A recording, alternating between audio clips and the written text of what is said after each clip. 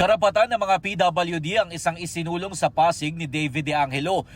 Pagpapabilis ng usad ng mga kaso ang mungkahi ni Atty. Angelo de Alban. Magkakasamang naglatag ng plataporma sa Tacloban sina Mimi Doringo, Modi Floranda, Amira Lidasan, Liza Maza, Jerome Adonis, Nars Alin Andamo, Ronel Arambulo, Representative Arlene Brosas, Teddy Casino at Representative Franz Castro. Programang pangkalusugan ng isa sa pinaglalaban ni Senator Bongo. Nagdaos ng Grand Rally sa El Salvador, Misamis Oriental sina Atty. Raul Lambino, Dr. Richard Mata, Atty. Vic Rodriguez, Philip Salvador, Atty. Jimmy Bondo, Senador Bato de la Rosa at Atty. J.V. Hinlo. Sa Olongapo City, nagpunta si Congressman Rodante Marcoleta. Libreng almusal mula kinder hanggang senior high ang nais ni Kiko Pangilinan. Problema sa trapiko ang naisolusyonan ni Senator Francis Tolentino. Ipinunto ni Representative Camille Villar ang halaga ng edukasyon.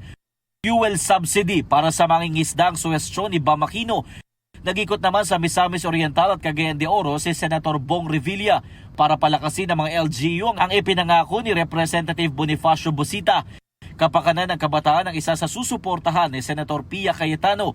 Patuloy naming sinusundan ang kampanya ng mga tumatakbong senador para sa eleksyon 2025. Jomer Apresto nagbabalita para sa GMA Integrated News.